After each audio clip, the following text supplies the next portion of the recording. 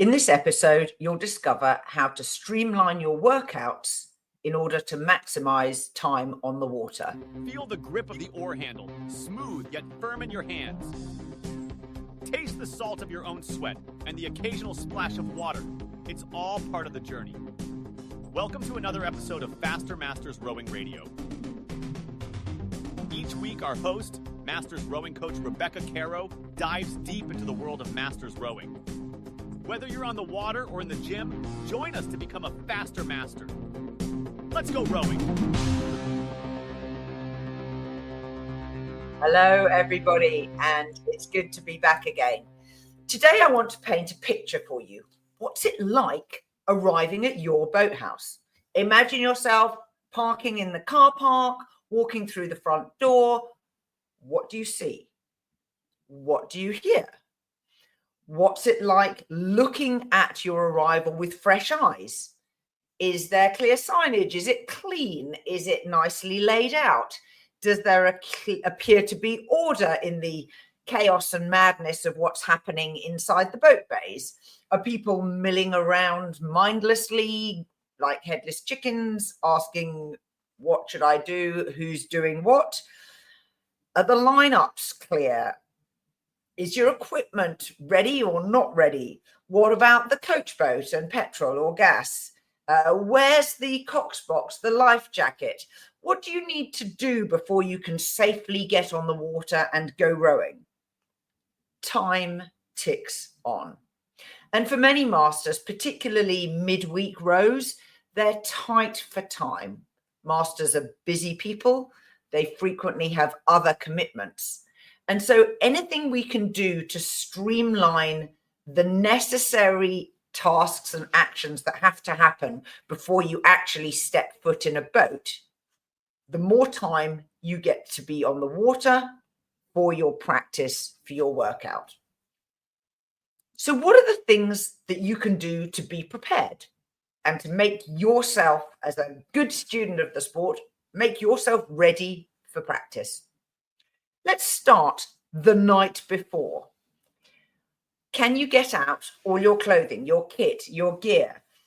Can you know what your arrival time should be and hence your departure time from your home, and consequently list all the things you need to do before you depart your home, whether it means eating and brushing your teeth and getting dressed and not lying in bed and hitting snooze for another 5 minutes? What's the weather likely to be the next day? Does that affect traffic between your home and the boat club? Check your training program. What's the workout you're going to do? Who's the crew you're going to be rowing with? What boat and oars are you going to be using?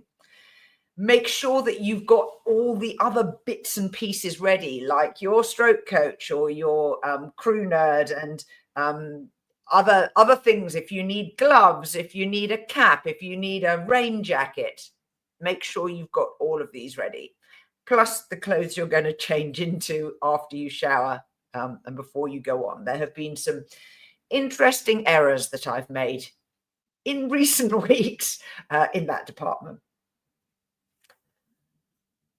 When you arrive at the boathouse, arrive in enough time to get everything ready.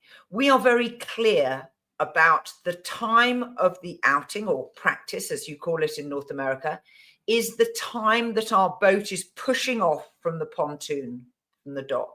It's not the time to be walking in the front door. So we arrive earlier than practice time so that we can start promptly. And the reason we do that mostly is because we have to finish promptly, because there are people who have to leave in order to get to their work and their other responsibilities.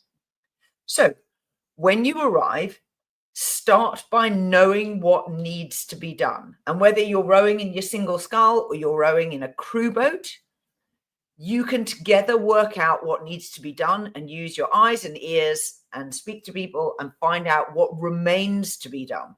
So first, get as much equipment out on the dock as you can so that when you leave the boathouse carrying your boat, you've got the minimum to do and nobody has to go back into the boathouse because they forgot something. So your water bottle, your oars, your stroke coach, any personal flotation devices, life jackets, if you need a light on your boat, if you need a cox box or amplifier, get all of these out and put them on the pontoon. We prefer to put things at the back of the pontoon, closest to the land, so that people can walk in front of them and don't have to step over them, so they're not trip hazards when crews are trying to get their boats on the water. Sign out in the safety register. Most boathouses have some form of written record of who is on the water at any one time. Ours includes the names of the crew, the name of the boat, the circulation that you're going to be doing, i.e. what direction you're going to be rowing in, and the time that you hit the water. Say hello.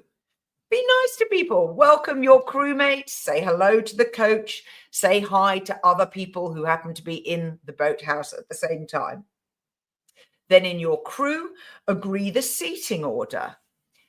Make sure that you know together what the circulation plan on the river or lake is going to be. Know who's steering. Know who's doing the calls. Know what workout you're going to be doing and when you're going to start it, how long the warm-up is, how many repeats of whatever the thing is that you're doing, you're planning on doing. It's also important to agree a focus point for the outing. Something might be technical, it might be the amount of endeavor you put in, hard work, heart rate zones, things like that, so that you all have a common focus. And of course, if you're a regular crew, you might say, well, last time we did this, let's build on that, or let's move on to something else, so that you all know what you're going to be focusing on. It's also important to know which other boats are out on the water. Hazards are important to know about, and some are fixed, like buoys, buoys, bits of land, jetties that stick out, but also other water users. Who are they? Where are they likely to be going? Are there any potential clashes in your chosen circulation plan and your other crewmates' circulation plan? Now, then you get into the boat. And when you are actually on the water, you then need to know about diverging from the plan. When should you or might you choose to do something different than what you've written in the safety log and that you've already agreed between yourselves at the beginning of the outing?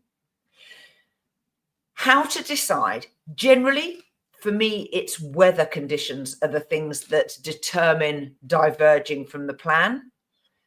It might also be that you've run out of time to do the full practice that you had hoped to do, at which point, how do you cut it down? What do you cut down? Do you cut down the repeats? Do you cut down the rest? Do you cut down the amount of distance that you're going to row? Do you turn early? Maybe you're on a lake or a river that has stream and the stream is running fast. So you know that you've got to go against the stream to get back to the boathouse. You might turn early because you realize that it's going to take you longer to get back because the water flow is higher. So how do you decide that? When do you decide that?